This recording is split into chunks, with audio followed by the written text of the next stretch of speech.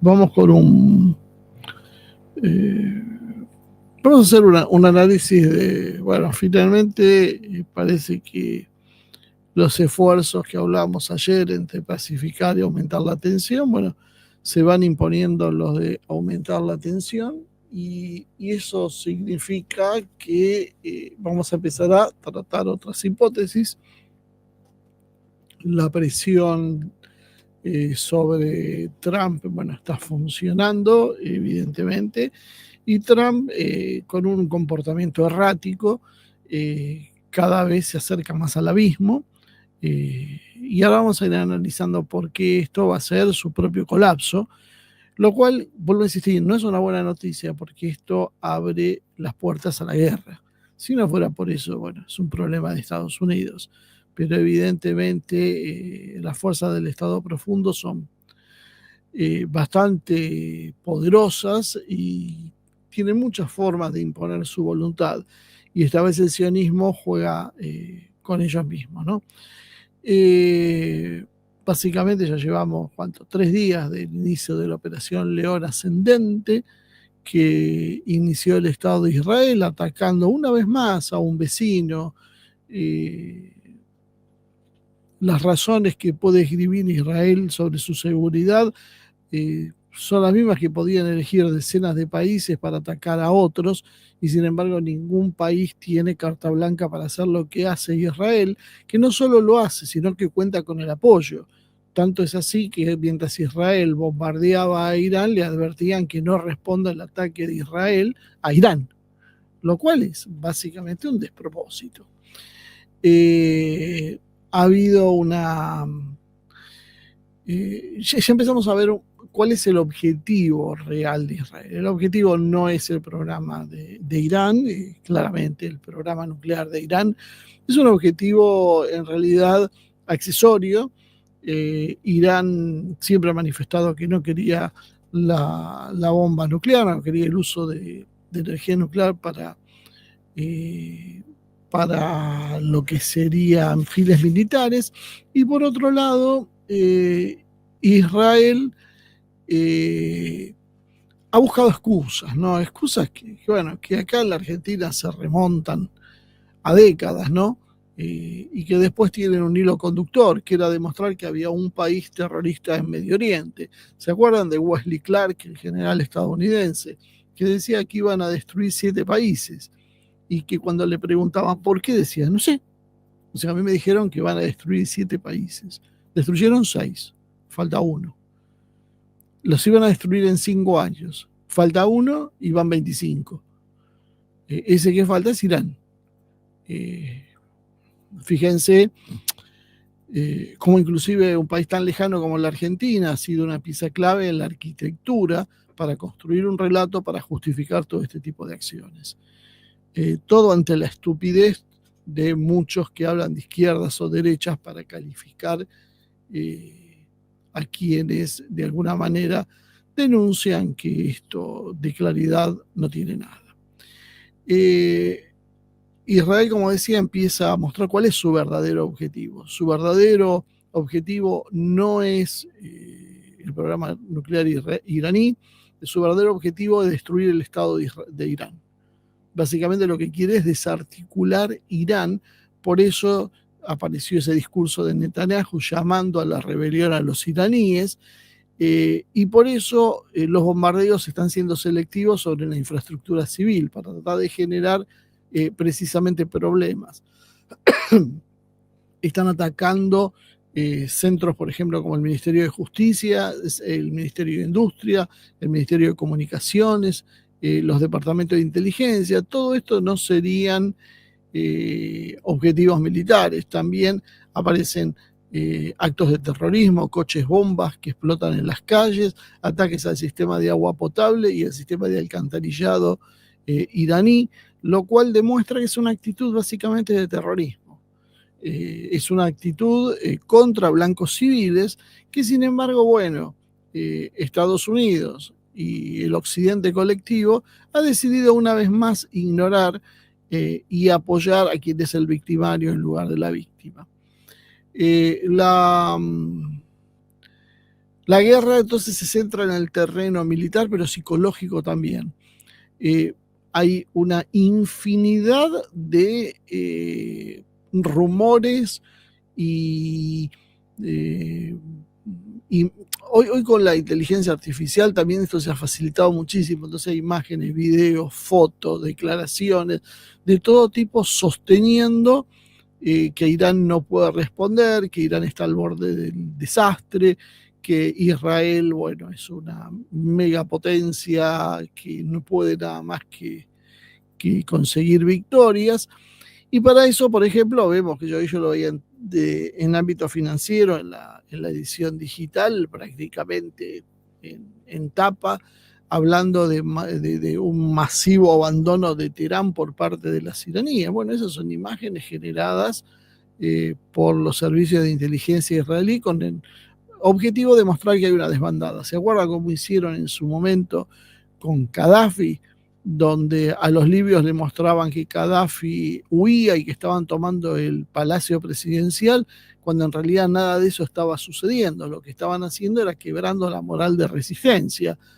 Y para eso habían montado una escenografía en un país árabe donde reproducían la plaza, reproducían la fachada del palacio presidencial y reproducían una manifestación saqueando el palacio cuando en realidad eso nunca había sucedido. Bueno, así es como se juega esto. Por eso hoy son tiempos de ser absolutamente prudente con las versiones y no por no tener la última noticia, uno tiene que difundir todo lo que escucha, porque muchas veces está siendo utilizado en este sentido.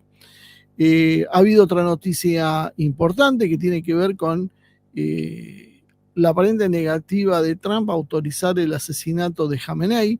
Aparentemente Israel tenía un plan para asesinar al líder espiritual de Irán, lo cual obviamente creo que se ha frenado por la locura y por las reacciones que pueden ocasionar esto en todo el mundo chií e islámico, porque empezar a matar clérigos de esa manera, va a multiplicar los problemas con sectores que inclusive hoy ni siquiera se están involucrando. Aparentemente también ha habido un bombardeo de Irán sobre la embajada de Estados Unidos. Y esto es otra cosa curiosa, ¿no? ¿Por qué razón Irán bombardearía la embajada de Estados Unidos y no las bases militares, cuando en realidad esto objetivamente favorece a Israel, que es el que está buscando la intervención de Estados Unidos a como de lugar? El ataque además fue de una magnitud tal que lo que pasó es que se rompieron vidrios. No ha habido muertos, no ha habido heridos, no ha habido nada. Permítame dudar sobre eso. O sea, si eso no es un ataque de falsa bandera. Si hubiese sido un misil iraní, probablemente no hubiese quedado ni los cimientos de la embajada. Ahora, ¿cuál era la lógica para Irán de atacar eso? O sea, si va realmente a confrontar con Estados Unidos, no va a ser atacando precisamente un edificio, sino lo que atacaría sería centros de poder real de Estados Unidos, las bases. Difícilmente se enfocaría en la embajada, que a esta altura del partido todo el mundo sabe también que está vacía, dado que Trump hace unos días la ordenó evacuar.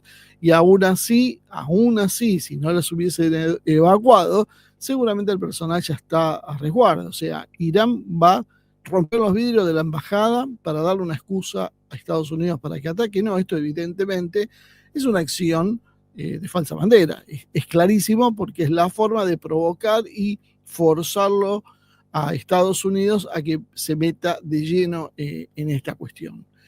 De la mano de esto viene una salida masiva de aviones cisterna, que ahora vamos a explicar en detalle por qué esto sucede, hacia España y hacia el Reino Unido, hacia Alemania y hacia Italia. Lo cual es por el posicionamiento, se sospecha que esto tiene que ver con las rutas de ataque que podrían utilizarse en Medio Oriente sobre Irán. Y acá viene la primera duda, ¿no? En todo este marco, entonces, el objetivo es demostrar que Israel está aplastando a Irán, y esto sirva de ejemplo a todos los países árabes de la región que de alguna manera osen desafiar el poder israelí. Y este es el punto. Y este es el punto que vamos a ver. La capacidad real de Israel gira en torno a las dudas y a las divisiones de su enemigo. Israel sabe que no puede, por ejemplo, tomar Irán. Entonces lo que necesita es una revuelta interna para poner un gobierno títere para hacer lo que se le da la gana en Irán. Por eso ataca a los blancos que ataca y por eso difunde los rumores que difunde. Y cuenta, por supuesto, con el apoyo general de la prensa y de todo ese ecosistema de blogueros, youtubers, como le quieran llamar, que apoya invariablemente todo lo que haga Occidente y le llene los bolsillos. Vamos a analizar cuál es la situación, ¿no? Israel, y esto se ha visto a lo largo de la historia, ¿no? Ha habido muchas campañas aéreas contra países, hemos dicho ahora en Yemen, pero no fue la primera, esto ha pasado en otros países, donde en definitiva siempre vimos el mismo resultado. La campaña aérea sirve como un blande, sirve como un complemento, pero se necesita sí o sí tomar el territorio para poder producir el sometimiento que se busca. Si no se hace eso, bueno, evidentemente la cosa no va a funcionar.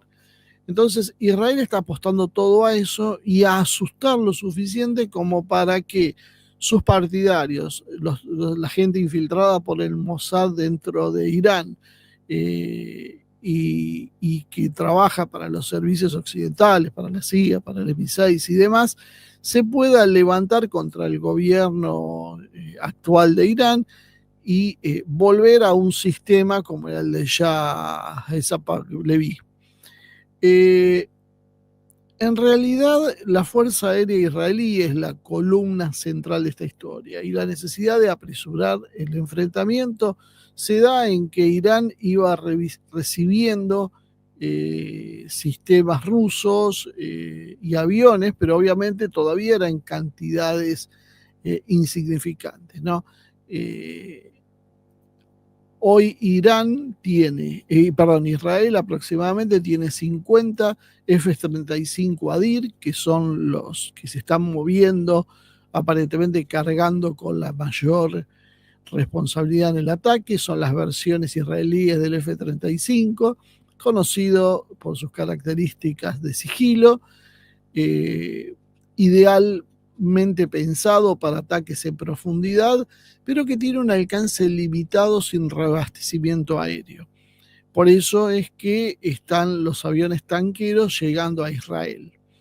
Y hay aproximadamente, Israel tiene unos 250 entre F-16 y F-15 que están modernizados y que, bueno, son los que garantizan la capacidad multifunción y de superioridad aérea junto con el ataque a tierra. Es una fuerza aérea importante, es la mayor de la región, no es nada que asustaría a un gran país como Rusia o China, pero sí es suficiente para destrozar las capacidades iraníes, dado que además hubo un ataque cibernético previo que ha desarticulado las defensas israelíes que no reaccionaron a tiempo en principio, por lo que se está informando, ¿no? Eso fue lo que ha facilitado que Israel tenga una capacidad para bombardear desde el cielo, que básicamente es lo que siempre ha conseguido.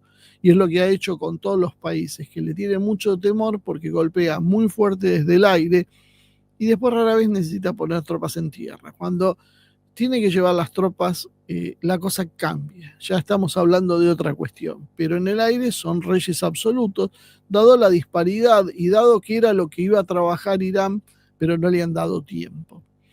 Pero hay algunos problemas que no está contando la prensa.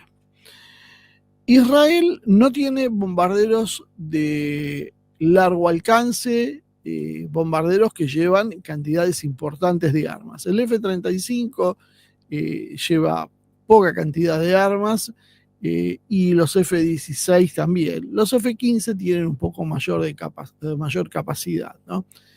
Y necesitan básicamente aviones cisternas para llegar a Irán y regresar a Israel, si no les pasa como ese caza británico que terminó varado en la India porque se quedó sin combustible. Bueno, algunos analistas como Larry Johnson han destacado un detalle. Un F-35 tiene entre 10 y 14 horas de mantenimiento por cada hora de vuelo. Y esto siendo generoso y considerando las mejores versiones de los F-35 y con mucho viento a favor, ¿no? Mientras que un F-15 o un F-16 más o menos están en 5 horas de mantenimiento por cada hora de vuelo. Es decir, para volar una hora, tiene que estar en tierra 5 horas haciendo reparaciones. Un F-35 mínimamente entre 10 y 14 horas. O básicamente pueden operar 2 veces al día con mucha suerte. Una campaña sostenida sobre un país del tamaño de Irán, con esos números de aviones, puede mantenerse, según los expertos, en el mejor caso, aproximadamente una semana. Después de eso, la campaña empieza a reducirse drásticamente porque ni pilotos ni aeronaves tienen la capacidad sostenida de mantenerse en el aire. No es este bombardeo que vemos de Israel sostenible indefinidamente. Esto puede sostenerse durante unos días. Punto. Y esto es un problema. Y para eso, aparte, decíamos que necesita aviones de reabastecimiento en vuelo. Para eso Israel ya cuenta con 9 aviones cisterna, son Boeing 707 adaptados, y Estados Unidos les debía entregar otros Boeing de los KC-46 Pegasus, pero que las entregas están demoradas hasta por lo menos fines de este año o principios del 2026, dado que Estados Unidos, como todos saben, ha sido sobrepasado en su capacidad de acción, dado que se ha metido durante 3 años a ayudar a Ucrania en una guerra contra Rusia. Son 9 aviones para esa flota, son pocos, y las distancias, que son aproximadamente de 1.500 kilómetros a Teherán, hacen que el reabastecimiento masivo no sea sostenible y que necesiten la ayuda de Estados Unidos. Hay más problemas. Estados Unidos, dada la guerra de Ucrania, ha visto que sus capacidades han sido forzadas al máximo, sus arsenales se han vaciado, los sistemas antimisiles Patriot, los interceptores de defensa aérea THAAD, los sistemas de proyectiles de artillería y los misiles aire-tierra están, por lo menos como han reconocido históricamente los mandamases de la OTAN, están en niveles críticos, o sea, están demasiado bajos. Muchos países han tenido que suspenderlos a las entregas a Ucrania simplemente porque ya no tenían. Y Estados Unidos, muchos dicen que ha buscado excusas porque aparte el otro problema que tenían era básicamente no tienen material. Yo puedo decir, pongo 5 billones de dólares para una campaña militar, pero si no está el material, esos 5 billones de dólares son solo asientos contables que no entregan el material equivalente. Se ha gastado muchísimo dinero en la guerra de Ucrania, pero se ha gastado sobre todo, que lo que nadie cuenta es mucho material. Y ese material lleva años reponerse. Y ese material hoy no está. Y la guerra de Ucrania sigue abierta y Rusia está apretando y ahora se abre otro frente, que si ya era un problema, el frente en Medio Oriente, con los hutíes y Hamas que distraía fuerzas de la OTAN, ahora estamos viendo un problema mucho mayor, porque ahora hay una guerra de verdad entre Irán e Israel. Y que Israel tiene capacidades entonces limitadas para atacar a Irán, para sostenerlo esto en el tiempo. Israel necesita muchas más bombas antibúnkers, necesita misiles aire-tierra y necesita sistemas de navegación asistida. Y todo eso depende de los stocks de los Estados Unidos. Para tener una idea de qué hablamos, Larry Johnson nos cuenta que los sistemas THAAD y los sistemas SM-3, que son claves en la defensa aérea de Israel, se producen en Estados Unidos a razón de 50 a 80 unidades por año. lo cual debe repartirse entre el frente ucraniano, Medio Oriente y el frente asiático. Y cuando hablo de frente, no hablo de un país, hablo de un frente. Entonces hay que mandar no solo a Ucrania, hay que mandarle a otros países del este, a otros países de Europa, a otros países del Medio Oriente que reclaman, a países asiáticos y tener los propios, como hacemos con entre 50 y 80 unidades al año.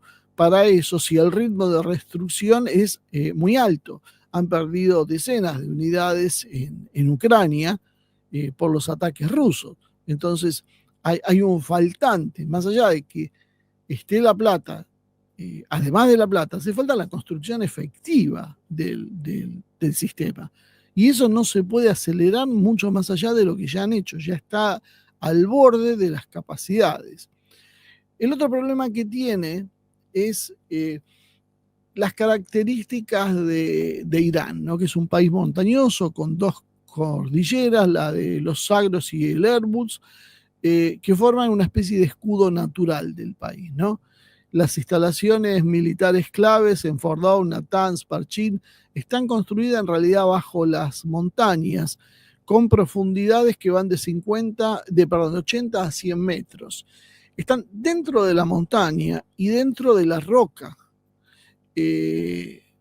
La mayoría de esas están fuera del alcance de las bombas antibuques. Han contado con el apoyo de Corea del Norte para el desarrollo de todo ese sistema de túneles que han mostrado. Entonces, lo que nosotros estamos viendo y que tanto muestra la prensa y que habla de la desarticulación de las capacidades militares de Irán, tiene que ver con los edificios terrestres. Pero Irán sí ha preparado sus sistemas militares claves dentro de lugares que son inaccesibles para un ataque por aire y que debe ser complementado con un ataque por tierra. O sea, los israelíes deberían llegar por tierra para poder dañar esos lugares. Por lo tanto, van a atacar, pero van a recibir a la vez.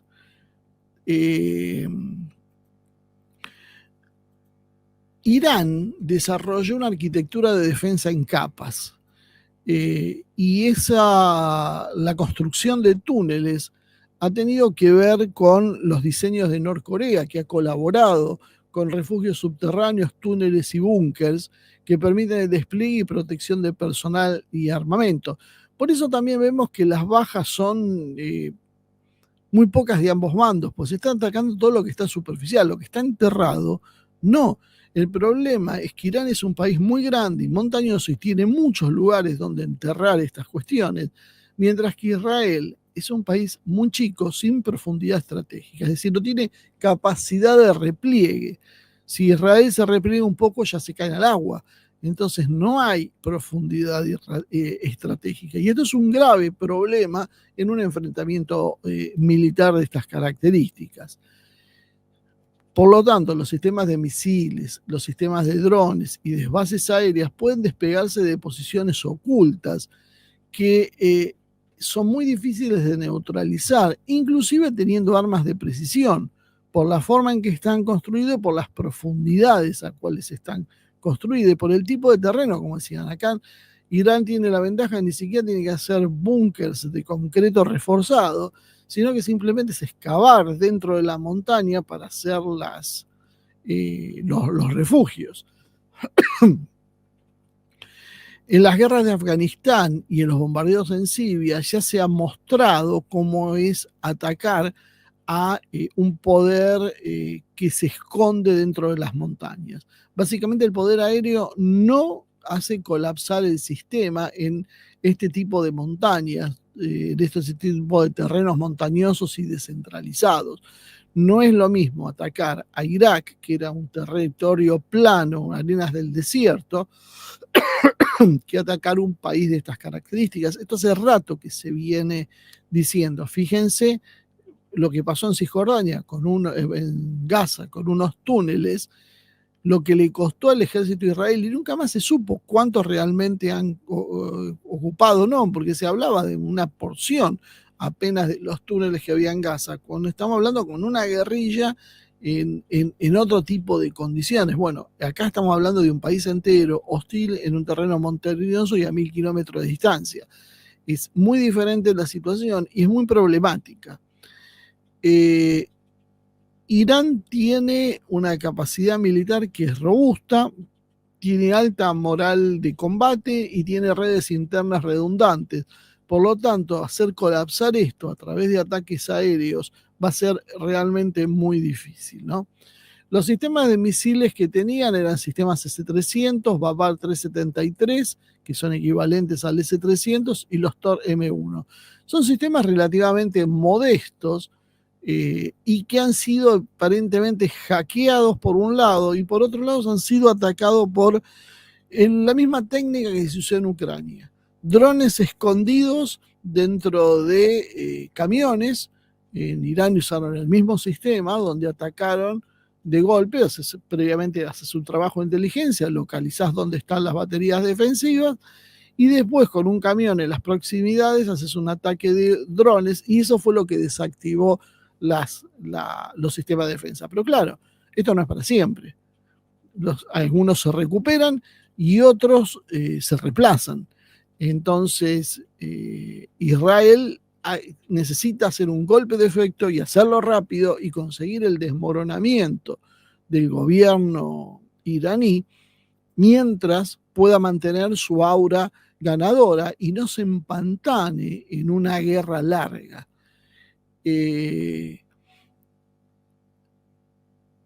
Estados Unidos ha visto, en realidad Israel, cómo les han derribado también drones RQ-4, los Global Hawk, que eso también demuestra que tampoco todo es tan simple para Israel, ¿no?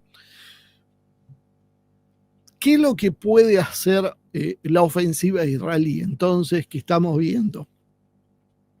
Que por supuesto está recibiendo como contrapartida un constante machacar de misiles iraníes que van cayendo y que van cayendo sobre Israel y que golpean. Y fíjense hasta dónde es importante, por eso digo que hay que tener un poco la mente fría, hasta dónde es importante la guerra informativa, que lo primero que hizo Israel fue prohibir ahora y están buscando a la gente que graba los videos y los sube a las redes. No quieren que se suban más videos de explosiones en Israel a las redes. ¿Por qué? Porque hay que mantener el mito del Israel invulnerable. Si muestran una Tel Aviv en cenizas o una Haifa destruida, eso hackea, golpea la voluntad, no solo de los israelíes, sino de los potenciales aliados, que dicen, bueno, esto es un caso perdido, no vamos a poner la cara por algo que no se puede ganar. Entonces, la guerra de propaganda es acrecentar mis logros y disminuir los del enemigo. Y el que maneja la prensa, siempre vuelve a ser lo mismo, el que maneja los medios en general es el que tiene la posibilidad mayor, porque vos podés mostrar los daños, pero lo mostrás en canales secundarios, en lugares donde el público masivo en general no llega. Y eso permite que los gobiernos sigan haciendo lo que hacen, dado que no tienen mucha resistencia. Entonces, ¿qué puede atacar Israel? ¿Qué puede hacer? Básicamente puede atacar instalaciones civiles, que es lo que está haciendo, tanto simbólicas como expuestas. Ministerios, estaciones de radar sin blindaje, centros administrativos, ataques a convoyes o lanzadores móviles cuando son detectados. ¿Qué es lo que le costaría atacar? Las instalaciones nucleares y de misiles enterradas. No sabemos exactamente qué tenía Irán en las instalaciones nucleares que atacó Israel, pero es muy probable que allá no hubiera nada esencial, porque Irán ya sabía que esto siempre era una posibilidad y sería muy estúpido, teniendo esas capacidades de esconder las cosas en el corazón de las montañas, que no hayan hecho eso mismo con su capacidad nuclear real. Entonces, eso es todavía, uno considera que eso no ha sido o no debe haber sido afectado, y que para afectar eso se necesita otro tipo de operaciones. Los puestos de mando redundantes y las plantas industriales bajo tierra. O sea, mostrar edificios bombardeados y decir que con eso se destruyó la capacidad de fabricación de misiles de Irán. Vuelvo con lo mismo: las fábricas de misiles de Irán de verdad están escondidas dentro de lugares que no pueden ser alcanzadas con ataques normales, con estos ataques aéreos que estamos diciendo. Lo que vos podés atacar son fábricas civiles, pero las fábricas militares claves en estas cuestiones no. Seguramente no. Las plantas industriales militares realmente las tienen bajo tierra. Fíjense que Ucrania, después de 3 años de bombardeo, sigue todavía produciendo material militar. Así que imagínense cuánto pudo haber causado Israel, donde estos bombardeos que vemos de Irán se vienen repitiendo de hace 10 años, de hace 3 años, prácticamente diariamente por Rusia. Rusia, cada ataque que hace son cientos de misiles y de drones que atacan y que golpean sus blancos. Entonces tampoco es algo tan extraordinario. Lo que pasa es que como lo hace Israel, la prensa lo magnifica. Pero esto es lo que hace todos los días Rusia, y Ucrania sigue resistiendo.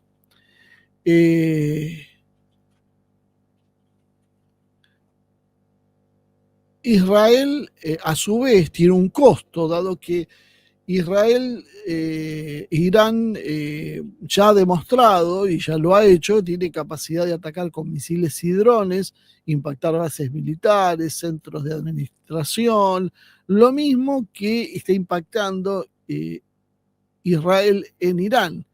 Y probablemente con resultados parecidos. Israel debe haber tomado las mismas precauciones y debe haber puesto en búnkers bajo tierra sus centros realmente sensibles. Finalmente, lo que son ataques simbólicos, ambos hicieron lo mismo, se vuelan los edificios de defensa. Y eso, en realidad, ahí ya no debe haber nada, eso es casi seguro. Y por otro lado, todavía tenemos que ver qué es lo que hace con el tema de los misiles hipersónicos, que tienen capacidades diferentes para atacar. Israel ha ido golpeando, y ahora entendemos por qué el ataque contra Gaza, y por qué el ataque en Cisjordania, y por qué los ataques en el Líbano, los ataques contra Hezbollah, porque Israel lo que en realidad estaba minando las posibilidades de contraataque futuras de Irán. Entonces, el Hezbollah, el Khaled al-Shabi, los hutíes, todos son quienes van a abrir frentes secundarios que van a distraer fuerzas militares de Israel, van a distraer capacidades y van a producir daño. Por eso se los mermó al principio todo lo que pudo el Estado de Israel. Entonces, Israel puede, y esto es lo que yo planteo habitualmente, puede sostener una guerra prolongada con Irán. Vamos con Israel solo. No, Israel no puede sostener una guerra prolongada. Unos días, con altísima intensidad, y después va a ir perdiendo efectividad. Depende de los repuestos y las municiones extranjeras. Israel apenas produce una fracción de lo que consume en materia militar. No tiene, como dijimos antes, profundidad estratégica, porque tiene un territorio que es demasiado pequeño y sobreexpuesto. Tiene múltiples frentes para atender: Gaza, Cisjordania, Líbano, Siria, Yemen. Tiene una población civil que es vulnerable bajo constante amenaza de misiles, porque le pasa lo mismo a Irán, su población civil también queda expuesta. Pero claro, hay un tema. Irán tiene 80 millones y tiene muchísima más superficie. Entonces, para poder concentrar la densidad de ataques que puede producir Irán sobre Israel, Israel tendría que atacar 10 veces más de lo que ataca Irán, cosa que no sucede. Entonces, el daño por la concentración de fuego es, en el mejor de los casos, similar, con la diferencia que una economía de 8 millones de personas contra una de 80 millones no puede sostener tanto tiempo el desgaste, se queda más rápido sin recursos. dado que es numéricamente mucho más chiquito, y ni hablar de las divisiones internas, porque si Irán tiene agentes extranjeros tratando de desestabilizar la situación, tampoco hay demasiadas dudas de que en Israel también hay muchos líos internos y no todos están de acuerdo con Netanyahu. Una ofensiva israelí sobre Irán puede entonces causar severos daños selectivos, pero no estratégicos, por las montañas, la dispersión, las instalaciones subterráneas, la defensa aérea, la experiencia iraní, que ya tuvo una guerra sangrienta con Irak hace unos años atrás, unas décadas, y la experiencia también que tienen en las guerras asimétricas, apoyando grupos como el Hezbollah, lo convierten básicamente en un hueso demasiado duro para la aviación táctica israelí, que es básicamente una fantasía pensar que la aviación israelí va a poder destruir a Irán. La clave no es el golpe que pueda dar, sino la capacidad de resistencia política que tenga Irán. La firmeza en la respuesta, que Irán no se desmorone internamente. Por eso es que Israel trabaja por lo político. Por eso, y acá viene la segunda parte de la historia, ¿qué necesita? La ayuda masiva y sostenida de Estados Unidos. Sin eso, la guerra la tiene perdida Israel.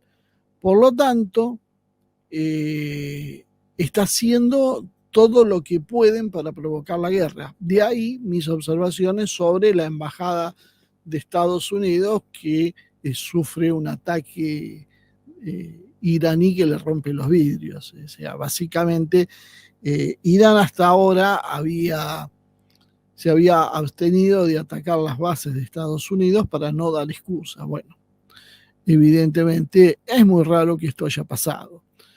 Irán tiene la capacidad de resistirse, de reconstituirse y de golpear a Israel de múltiples formas, mientras que el bloque multipolar observa y se prepara sin necesidad de usar armas nucleares para convertirse en lo que sería una especie de nuevo Stalingrado, pero esta vez aéreo.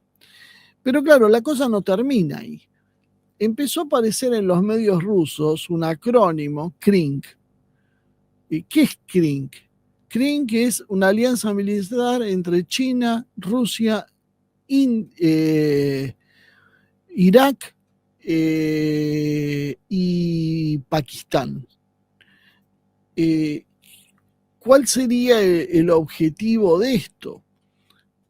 Bueno, para Rusia, estabilizar la situación de Irán, que lo considera un aliado estratégico para protegerle el flanco sur, porque estando Irán presente, Rusia está más protegida en eso, dado que no tiene un estado hostil como podría ser, por ejemplo, en Europa.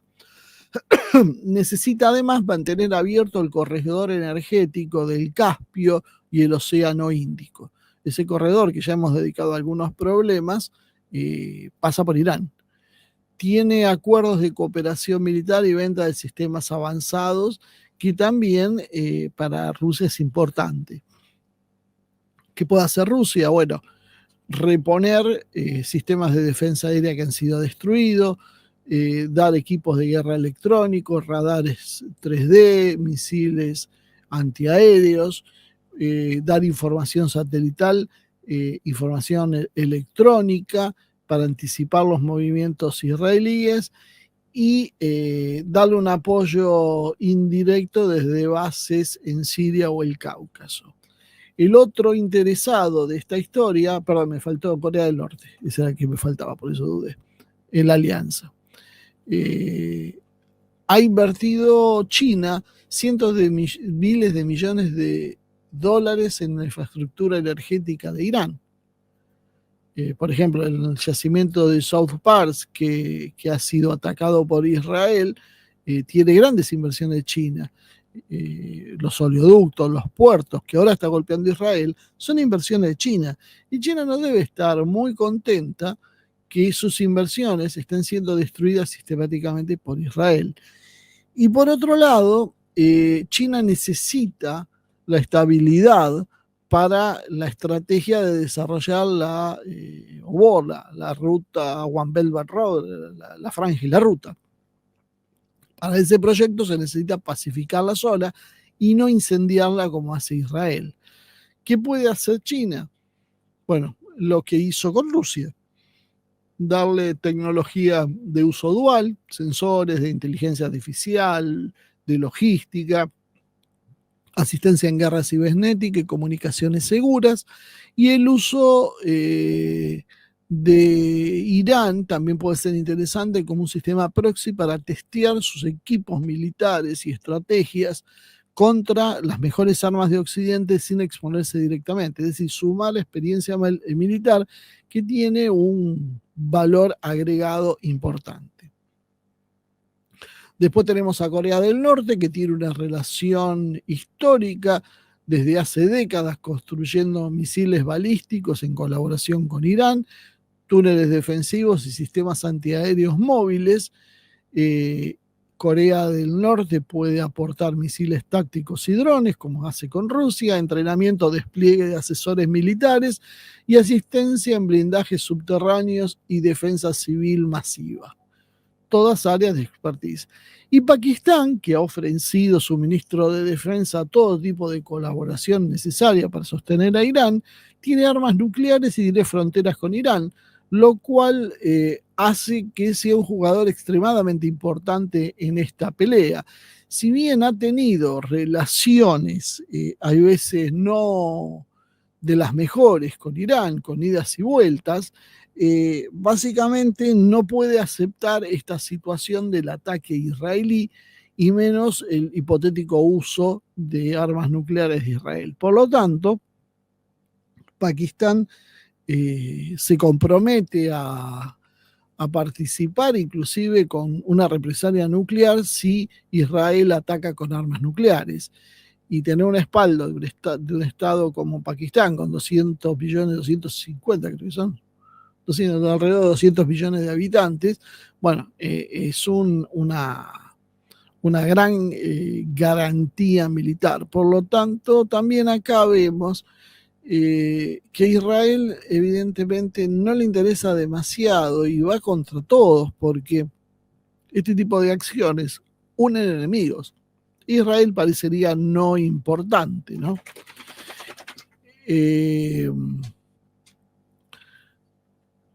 Hay otro problema más a tener en cuenta en esta operación de Israel, que es que Irán no tiene fronteras con Israel. Por lo tanto, es muy difícil invadir por tierra a Israel porque tendría que pasar a través de dos países, Irak y Siria, para poder enfrentar directamente a las tropas iraníes. Además tiene las zonas hostiles controladas por Irán en Arabia Saudí, que tenía cierta presencia, el Hezbollah en el Líbano, Haya al-Shabi en Irak, y esto le permite, la otra opción sería una invasión con una operación aerotransportada, lo cual sería algo absolutamente demencial, no conseguiría el número necesario de tropas transportadas ni en 100 vidas, y un desembarco marítimo, lo cual sería una operación altamente improbable y costosa. Por lo tanto, los ataques se tienen que reducir a los que son por aire, que tienen todos los problemas que vimos antes, como vuelos largos, problemas de reabastecimiento, sistemas de defensa diseminados en la ruta, misiles, que es lo que pueden dispararse, y drones. Pero sostener una campaña aérea durante mucho tiempo tiene ese problema, es demasiado costosa y demasiado ineficiente porque con el tiempo va a caer la capacidad de sostenerse. Por lo tanto, y esto considerando que estar en un terreno montañoso, que es apto y propio para la defensa, parece absolutamente imposible que Israel pueda tomar Irán. De hecho, es altamente improbable que lo pueda hacer Estados Unidos, aún teniendo la voluntad. Entonces, el medio efectivo de los cazas israelíes, contando el reabastecimiento, no permite una cobertura simultánea y continua de los múltiples objetivos que hay en Irán. El desgaste de los pilotos, aviones y equipos crece exponencialmente después de 5 a 7 días de operaciones intensas. Cada incursión sigue una respuesta misilística y de drones por parte de Irán, lo que obliga a Israel a defenderse, no solo a atacar. Y además, cuanto más prolongado va a ser el conflicto, más presión interna va a sufrir Israel, dado que su población civil, ya disconforme con el gobierno de Israel, va a generar crisis políticas, dado que hay una división evidente. Entonces, la alianza entre Rusia, China, Irak, Rusia, China, Pakistán, Corea del Norte, con Irán, lleva a que Irán pueda tener un aumento en la capacidad de drones, misiles, radares, lanzadores, software de comando y control, etcétera, ¿no? Y todo eso, ¿qué hace? Hace que haya una coordinación, por eso empieza a hablarse de una alianza, porque los objetivos políticos están, pero nadie ha establecido una alianza militar. Y yo imagino que una de las razones de no establecer una alianza militar abierta es no provocar a Occidente, que vería esto como una amenaza y desencadenaría el ataque. Pero entonces Rusia podría proveer medios de defensa aérea, China inteligencia, logística e inversiones, Norcorea ingeniería subterránea y asistencia misilística, y Pakistán armas nucleares y pueste logístico terrestre. China puede entregar todo su equipamiento a través precisamente de Pakistán. Por lo tanto, Israel va a tener una guerra proxy contra un bloque entero, no solo contra un país. Y si Israel tiene dificultades para enfrentar a Irán, mucho más lo va a tener contra el bloque entero. Israel no puede entonces destruir a Irán sin el apoyo de Estados Unidos. Y claro, Estados Unidos tiene algunos problemas. De no intervenir Estados Unidos en esa guerra directamente, porque descontamos que va a entregar munición, que va a entregar equipo militar, pero de no intervenir directamente, cosa que Estados Unidos, fíjense que no se atrevió a hacer en Ucrania, pero claro, enfrente estaba Rusia. No sabemos qué va a hacer con Irán.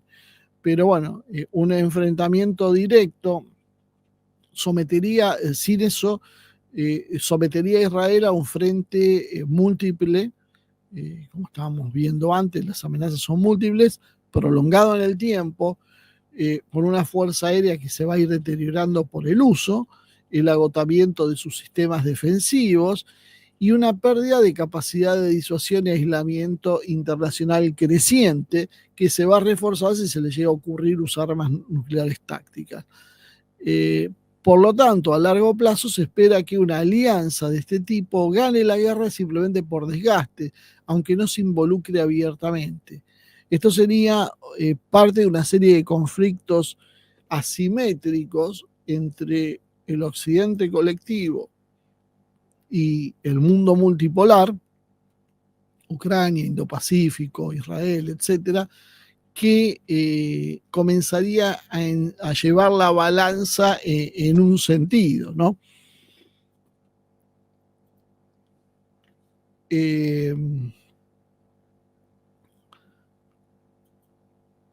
Ahora, todo esto es si Estados Unidos no interviene. Ahora, ¿qué pasa si Estados Unidos sí interviene? Que es la hipótesis que por ahí empieza a cobrar más fuerza ahora y que Israel está desesperadamente tratando de lograr. Primer punto, la aparición de portaaviones en el Golfo Pérsico con escuadrones F-18 y drones. Eso no alteraría demasiado, reforzaría un poco la capital de la Fuerza Aérea israelí, pero no sería determinante, vuelvo a insistir, un par de portaaviones contra un país del tamaño de Irán, y mucho más no podría desplegar Estados Unidos sin comprometer sus capacidades en otros lados. Por otro lado, podía utilizar bombarderos B-1, B-52 y B-2 desde distintas bases, desde el Reino Unido, desde España, desde Alemania, Italia y hasta de Diego García. Sumar los sistemas de misiles Tomahawk, de destructores y de submarinos, y utilizar el CENTCOM, el Comando Central, con logísticas y coordinando las acciones desde Kuwait, Qatar e Irak. ¿Esto qué significaría? El bombardeo directo sobre blancos iraníes, defensa de antimisiles más avanzada sobre el Golfo para proteger a Israel y posible intento de decapitación del gobierno iraní, reforzado porque de hecho ya lo está intentando Israel. Pero claro, también hay problemas para Estados Unidos. Estados Unidos ya agotó en realidad buena parte de su stock de misiles guiados, interceptores, sistemas HIMARS, munición de alta precisión, todo eso en Ucrania, que era lo que hablábamos al principio. Los sistemas THAAD y SM-3 son limitados, de entre 50 y 75 al año, decíamos, y muchos ya tienen otros destinos. Por eso ahora estamos viendo el reposicionamiento. Pero un reposicionamiento general podía tomar años y no hay ese tiempo. Lo que vemos son algunas unidades que se envían y ya han producido la bronca, la ira de Zelensky, dado que sistemas antidrones que se destinaban a Ucrania ahora terminan aterrizando en Israel. La situación para Estados Unidos sería muy complicada. Y ese es el problema que tiene Trump. Por eso yo hablo de intereses políticos. No hay que pensar si alguien es bueno o malo, si es simpático o no, si quiere o no quiere. Eso no interesa en materia internacional. Nos tenemos que meter eso en la cabeza. Estados Unidos en realidad lo que está haciendo es enfrentando ahora dos escenarios activos y uno potencialmente importante. Uno es el de Ucrania contra Rusia en Europa Oriental. Este otro es el de Israel con Irán en Medio Oriente, en el cual Estados Unidos no tiene ningún interés directo, excepto la presión del lobby de Israel que lo lleva a esto. Y el tercero, que se puede activar en cualquier momento, es el mar de China, el mar meridional, en el estrecho de Taiwán, porque ahí es donde también hay otra clave. En definitiva, no nos olvidemos que el gran enemigo estratégico es China. Entonces Estados Unidos no está pudiendo sostener el frente contra Rusia y ahora se le abre un segundo frente, porque esto depende cómo uno ponga la mirada. Ahora Estados Unidos, que tenía problemas en un frente y que se estaba desmoronando y que ahora están los europeos tratando de hacer frente a Rusia, que imagínense que luchaba contra Estados Unidos, contra toda Europa, contra Israel mismo, que Israel se había metido en la guerra de Ucrania, ahora se va a quedar luchando contra un Estados Unidos mermado, en el mejor de los casos, y no directamente retirado. Entonces va a tener que enfrentar solo Europa. Y si venía ganando antes la guerra, ¿qué va a pasar con Rusia, que se siguió preparando para esta guerra? Y por otro lado, a Estados Unidos se le abre un gran frente en Medio Oriente donde tampoco tiene demasiado para ganar y solo tiene para perder. Estados Unidos está ahí simplemente por el interés israelí. Para mí es un grave error considerar que Estados Unidos utiliza como extensión militar a Israel. No tiene ningún sentido esa apreciación en esta época. Estados Unidos está arrastrado por Israel, por el poder de Rabbi de Israel. Esto es claramente lo que está pasando. ¿Cuánto puede sostener 3 teatros activos de conflicto? Porque es muy probable que China empiece a hacer por lo menos maniobras militares, algo para generarle la necesidad a la OTAN, básicamente, vamos a hablar en términos más amplios, a la OTAN de destinar recursos también allá. Al coordinar los 3 frentes en contra de Occidente, las capacidades de Occidente se dividen. Entonces ya no es lo que pasaba anteriormente, que ellos atacaban a países chicos y los atacaban como una jauría. Ahora la situación se invirtió. Ahora, no son países chicos y además hay que luchar contra un frente de países que se apoyan entre ellos, porque por eso hablamos de esa hipotética alianza que mencionan los rusos. Corea del Norte, China, Rusia e Irán están trabajando en conjunto entre ellos. Es clarísimo, todos tienen armas hipersónicas de golpe. ¿Cómo apareció eso? Y son todos de intereses vitales mutuamente. Entonces lo que hacen es coordinar una ofensiva contra Occidente y obligar a Occidente a tender frentes cuando no tiene las capacidades para hacerlo. Si Estados Unidos se involucra directamente en esta guerra, Rusia lo que va a hacer, va a responder, es aumentando la presión dentro de Ucrania. Va a magnificar sus capacidades dentro de Ucrania, aprovechando el hueco, forzando, por lo tanto, a Estados Unidos a reevaluar la situación o abandonar Ucrania. Si Rusia consigue que Estados Unidos salga de Ucrania, va a poner orden en Europa Oriental y después va a volver sobre sus pasos. Después que se encargue de disciplinar Europa. E inclusive está la posibilidad de que inicie maniobras en Transnistria o en el Báltico o en el Ártico, de manera de abrir más focos de conflicto, porque esto se invierte ahora. Estados Unidos le puede abrir muchos focos de conflicto a un país y ese país no lo puede sostener porque Estados Unidos es más poderoso. Ahora, si son muchos países importantes contra Estados Unidos, esto se invierte. Y estos países pueden abrir muchos focos contra Estados Unidos. China tiene la gran oportunidad, Estados Unidos peleando en dos frentes, es el momento de apretar contra Taiwán e inclusive poner cierto orden contra las bases en Guam o en Japón. Apoyar a Irán, además, simultáneamente con material militar de inteligencia y ciberataques contra redes occidentales, porque China lo que está haciendo es anticipando una guerra que se va a dar contra ellos, contra su territorio, lo va viendo, como atacaron primero contra Rusia, avanzaron, ahora atacaron a Irán y en algún momento les va a tocar a ellos. Entonces, ¿qué mejor que usar las capacidades militares en otros territorios, en otros teatros de operación, y que eso no signifique un ataque en la vanguardia propia? Lo que ha hecho históricamente Estados Unidos. Y Corea del Norte, bueno, el mundo le ha sonreído, porque era un país paria, aislado de todo, que ni siquiera lo quería demasiado ni Rusia ni China, nadie tenía grandes relaciones, sobrevivía gracias un poco a algunos gestos de China, y ahora pasa a ser un país importante y clave. Y ahora ya no es un país paria, ahora es amigo de los poderosos. Entonces, bueno, ¿qué podría hacer Corea? Y Corea, con empezar a tirar un par de misiles, como suele hacer, ya calentaría la situación y frenaría, fijaría a Corea del Sur y a Japón, y que les sacaría las ganas de tener aventuras militares en otras partes o andar apoyando y metiéndose en conflictos ajenos. Y bueno, todo esto todavía queda como reserva a Pakistán, que ha hecho su estreno en esta liga, podríamos decir, ¿no? Y esto lo haría que Estados Unidos además se meta en una guerra que no necesita, con un trumpismo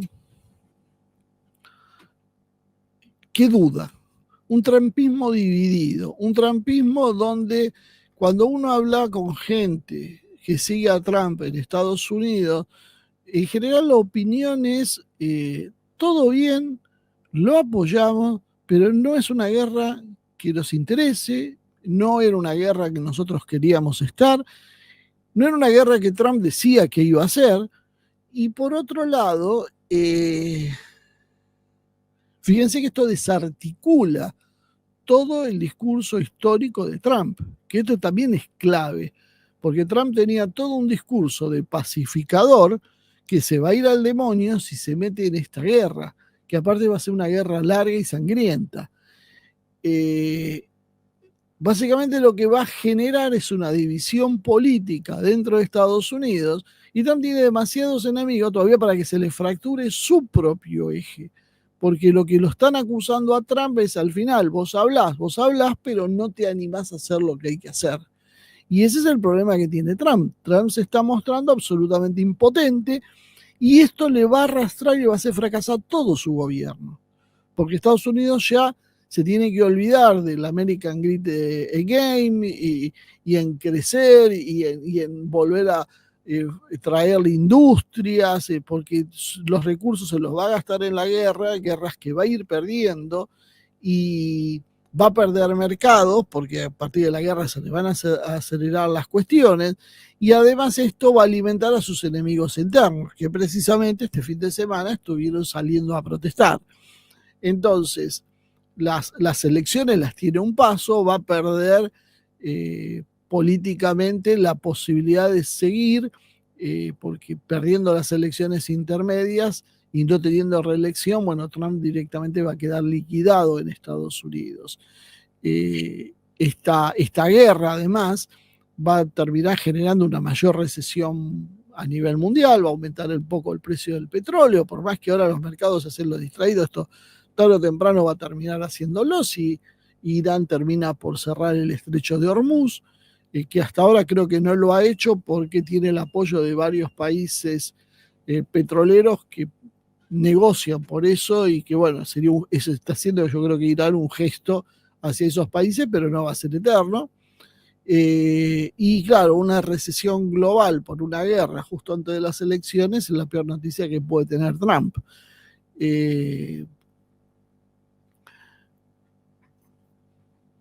Y ni hablar si Irán, si esta cuestión escala a una guerra nuclear, bueno. Y tiene un riesgo solapado Estados Unidos de que esto lo arrastre a una guerra con Rusia o con China. En principio sería una guerra proxy donde, a diferencia de lo que le pasa a Rusia en Ucrania, que es la que pone los muertos, porque Estados Unidos básicamente pone muy pocos muertos, pues la mayoría son ucranianos. En el caso Estados Unidos empezaría a perder sus propios equipos y sus propios soldados en un enfrentamiento donde ni Rusia ni China pondrían sus soldados, porque los que harían ese combate serían los 80 millones de iraníes, apoyados militarmente por eso. Entonces, Estados Unidos tiene mucho más para perder que ganar en esto. Solo que explica, y vuelvo a insistir con esto, ¿qué explica que Estados Unidos haga lo que hace? Obviamente el sionismo. El sionismo que empuja a Estados Unidos hacia sus intereses. Como conclusión, la intervención de Estados Unidos tampoco va a garantizar la victoria de Israel. Probablemente desestabilice más de lo que ordene la situación, puede llevar a que Rusia y China suban la escala y provocaría una tensión interna en Estados Unidos enorme que puede desembocar en una inflación política y social. Por lo tanto, Estados Unidos diríamos que no está en condiciones estructurales de pelear una guerra con Irán si Rusia, China, Corea del Norte y Pakistán se alinean, aunque sea indirectamente. Y ese es el gran problema. Lo van a hacer, se van a alinear indirectamente.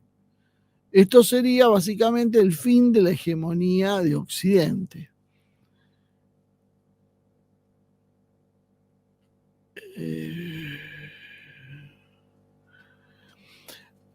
Sí, una cosa más que podíamos también analizar es que, bueno, considerando entonces que Israel no tiene capacidades solo para enfrentar a Irán, y si se mete Estados Unidos va a enfrentar una alianza con las cuales tampoco tiene grandes posibilidades de éxito,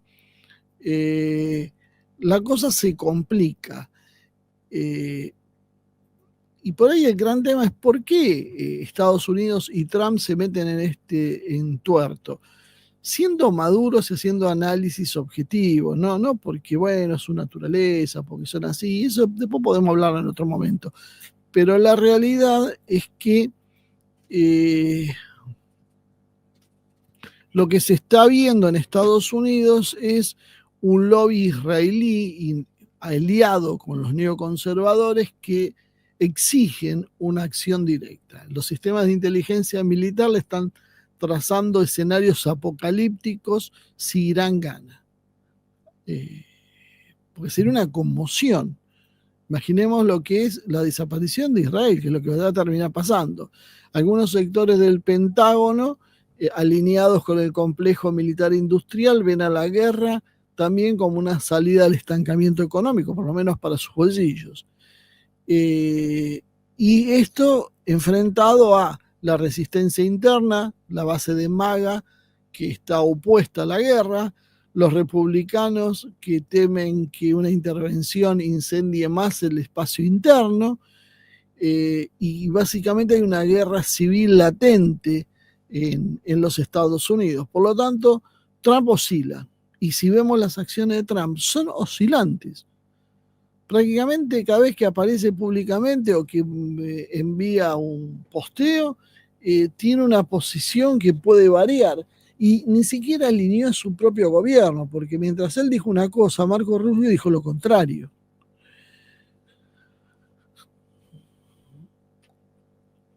Para esto deberían evaluar, en realidad, la capacidad real de Irán para resistir. Y creo que Irán puede resistir una guerra prolongada. El nivel de involucramiento de la alianza CRINC, China, Rusia, Irán, Corea del Norte, que puede transformarse en una escalada inconveniente y que se termine transformando esto en una guerra total regional con Pakistán, la Arabia Saudí en el tablero, que se puede llevar al incendio básicamente de todo Medio Oriente. Y ojo que también Turquía está tratando de mediar, que es otro que está preocupado por la situación. Por lo tanto, esto no nos queda muy claro para el establishment estadounidense, si es interesante y buscar que Israel aguante y desgaste a Irán, pero el problema es si no lo consigue Israel, ¿qué es lo que van a hacer? ¿Van a tener que intervenir? Eso puede ser, y ya creo que se están dando las condiciones. La respuesta de Irán puede tranquilamente presionar para esto. Y yo creo que es insuficiente todo lo que está pasando para que se produzca un ataque directo, y después de el ataque contra la embajada, el dudoso ataque contra la embajada, hay que prepararse para acusaciones de que Irán tiró un arma nuclear, una bomba sucia o una bomba química o algo que les dé una excusa. Ya vemos que el tema de las armas químicas es usado recurrentemente para justificar las intervenciones. Es raro, de hecho, que todavía no lo hayan hecho. Y para Rusia y China, básicamente lo que se busca es evitar la confrontación directa, porque no es la política, sino la idea es desgastar a Occidente, desgastar a Israel en varios frentes, tratar de sostener a Trump para que no ceda ante la presión interna, dejando que la guerra termine como una especie de empate. Ese empate va desestabilizando a Occidente a largo plazo. Occidente, después de esta respuesta de Irán, necesita que la victoria de Israel sea aplastante, porque si se produce un empate, esto significa que se puede contestarle a Israel con éxito.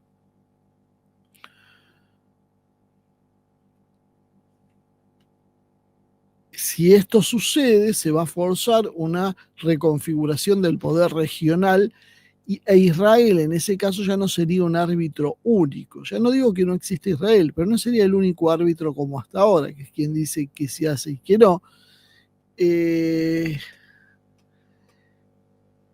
Y en definitiva, lo que tiene que poner Rusia y China no son tropas, que es lo más sensible, es inteligencia, equipamiento militar, ciberdefensa, asesoría táctica, y con eso Irán podría sostenerlo una pulseada a largo plazo de Irán.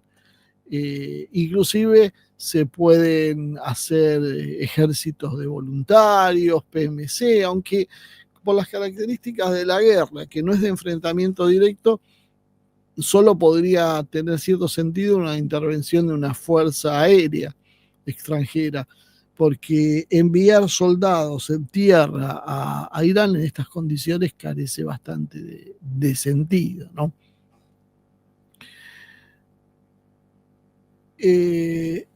Sí, y ya terminamos entonces analizando esto. Básicamente Trump quedó al borde del abismo. Eh, si interviene directamente puede provocar una guerra regional, la guerra lo va a alejar de su base política, va a disparar los precios del petróleo y puede hundir la economía, haciendo naufragar todo su proyecto. Y además lo va a poner a Estados Unidos de cara mínimamente a esta alianza que estamos mencionando. Pero a la vez, si no lo hace, Israel puede ser derrotado, por lo menos simbólicamente, al conseguirle un empate, al conseguir una negociación. Por algo, fíjense que Irán no descarta sentarse a hablar y Trump, mientras hace estas acciones, también llama a sentarse a negociar. Por lo tanto, la presión es muy grande, el margen es mínimo, el tiempo corre y no hay demasiadas posibilidades accesorias. La suerte de todo esto va a depender precisamente de cómo elige la caída Estados Unidos, a través de una guerra que se extienda por el planeta o a través de una negociación y una redefinición de lo que es el mundo. Bueno, todo esto va a depender de la decisión de Trump. Si Trump se mantiene o si Trump cede a las presiones. Bueno, ni Trump debe saber qué es lo que va a hacer. Así que bueno, esto es más o menos el cuadro a hoy, hoy que es a lunes 16 de junio. Mañana tal vez tengamos novedades diferentes y tenemos que adecuar el análisis, pero bueno, esto es lo que vemos hasta este momento.